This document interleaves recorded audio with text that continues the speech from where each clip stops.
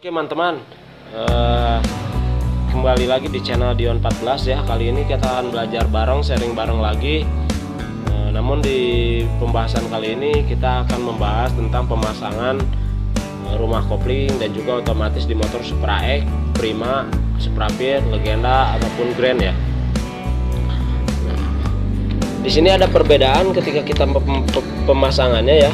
Di sini ada perbedaan pemasangannya dengan motor Pega. Kalau motor Pega kita simpel pemasangannya bisa mangkok otomatis dulu.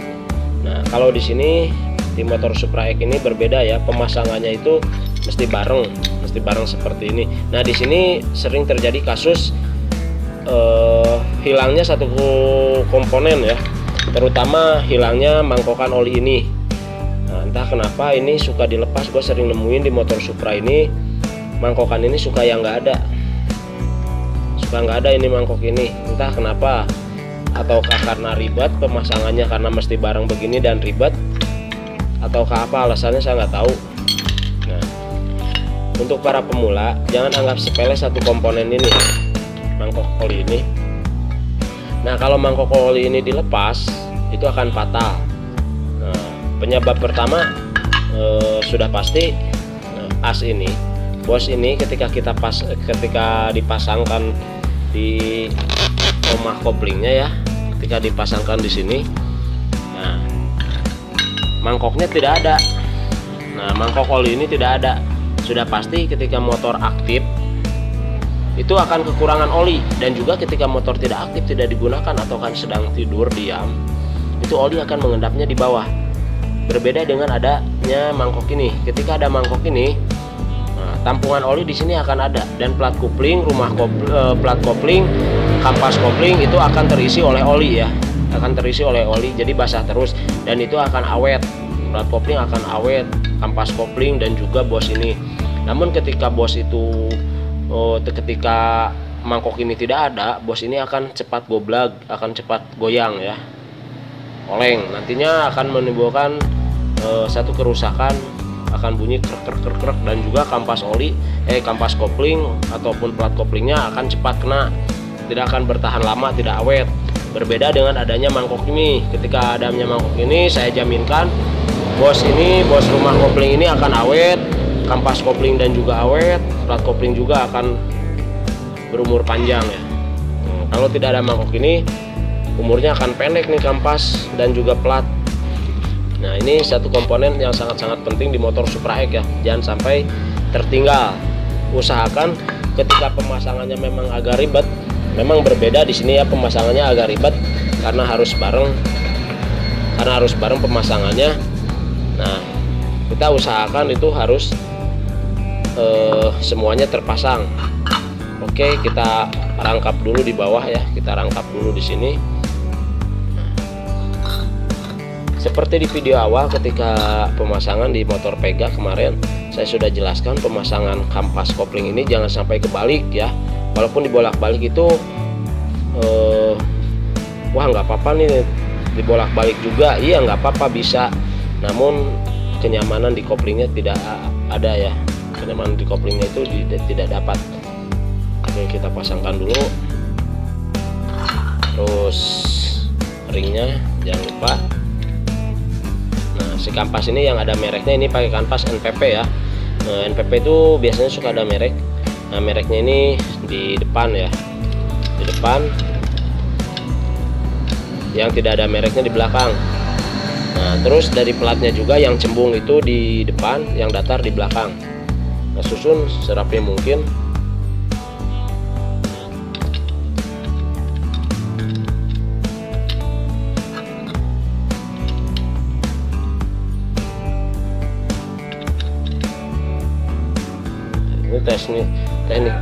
Teknik pemasangannya ini,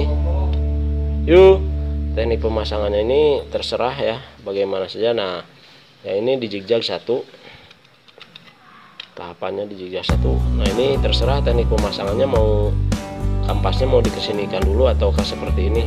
Kalau saya seperti ini ya cara pemasangannya.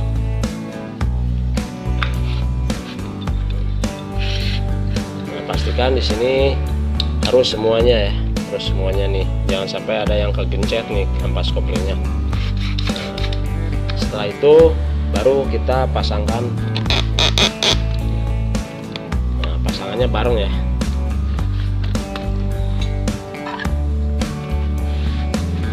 Nih peran penting, ini harus terpasang. Peran penting harus terpasang ya.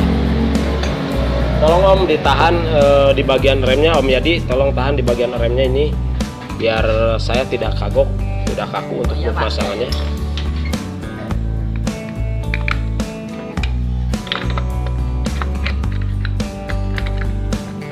Pemasangan untuk di motor ini memang agak sedikit ribet,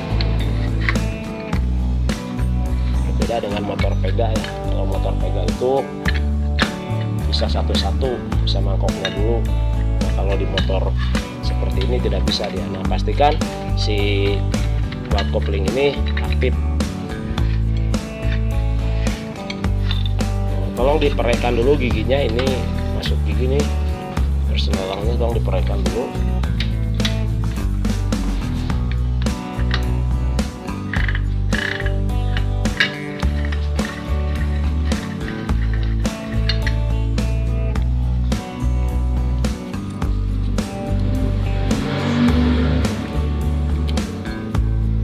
Ingat ya, seribet apapun satu komponen ini jangan sampai dihilangkan. Gua sering nemu ini tidak ada nih.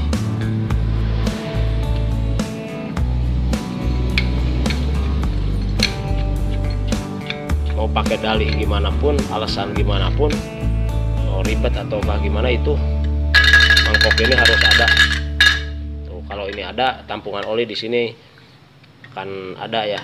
Dia akan nyetok oli di sini. Ketika motor aktif juga di sini, oli akan terus membanjiri kampas kopling dan juga plat kopling.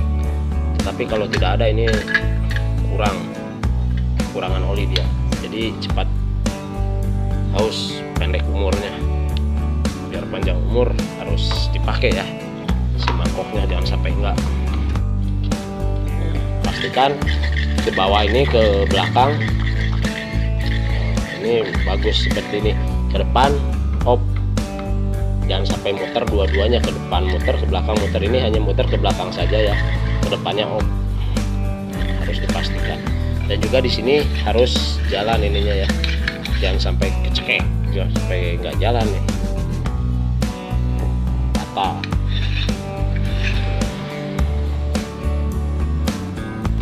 Pastikan mur ini kenceng ya. Pastikan penjepitnya juga, penguncinya juga, kuncinya masih oke. Jangan sampai kendor ya.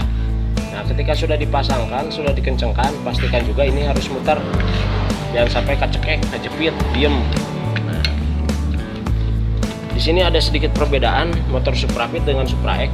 Kalau Supra X itu sangat mudah memasangkannya. Memasangkan per ini sangat mudah karena dia agak pendek. Beda dengan Supra-Pit, Supra-Pit dia agak panjang. Jadi kebanyakan kasus para pemula kaki 4 ini suka patah. Nah, kenapa suka patah ini? Karena maksa ya, pemasangannya itu jangan sampai maksa. Kita pemasangannya harus benar-benar feeling dan insting kita itu harus ajib. Nah, jangan sampai ceor ya. Pemasangannya memang agak beda dari pemasangan Super ini ya. Dia panjang. Tuh, kalau di Supra X dia masih punya ruang, jadi ininya kaki 4-nya mudah untuk dimasukkan. Beda dengan Supra-Pit ini, pemasukannya pun dia sulit. Kebanyakan kasus di pemula ini suka patah ini. Mudah-mudahan gua nggak patah nih. Amin. Aduh. Oke, pemasangannya harus benar-benar hati-hati. Harus dijigjag ya, benar-benar hati-hati, jangan sampai patah ya bautnya. Terus per-pernya juga harus benar-benar nyaplok, harus benar-benar pas gitu ya, jangan sampai ada yang ngongkong alias keluar nih. Harus benar-benar lepas. Terus kita pasang bearingnya.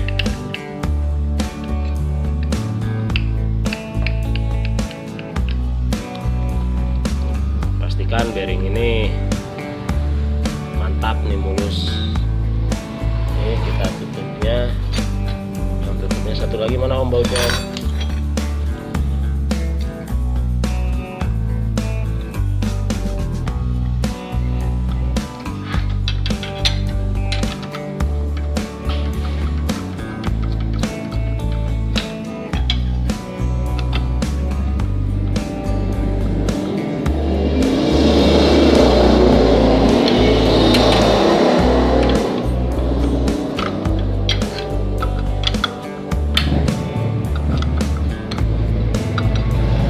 pastikan ini paten ya, jangan sampai kendor.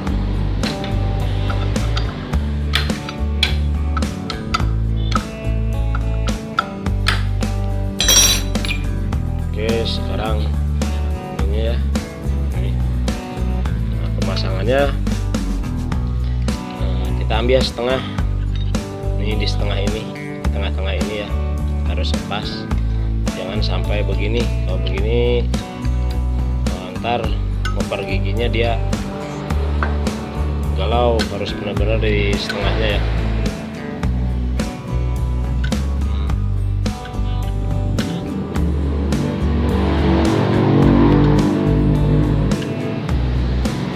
Biar kebagi ngoper giginya, ke depan juga ke belakangnya ngepas. Nah, terus ini satu hal penting juga, jangan sampai ini saringan oli ini hilang ya, harus dipasang.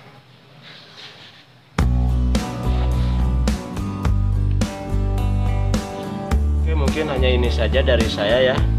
Mohon maaf bila ada kekurangannya atau kata-kata yang ngaco, maklum, bahasanya bahasa campur aduk ini. Ini bukan menggurui dan juga bukan menasehati, ini hanya sharing. Bila ada kesalahan dari saya tolong dikritik buat motivasi saya, dan bila ada manfaat dari apa yang saya utarakan di sini, terima kasih dan semoga video ini berguna ya, berfaedah. Terima kasih.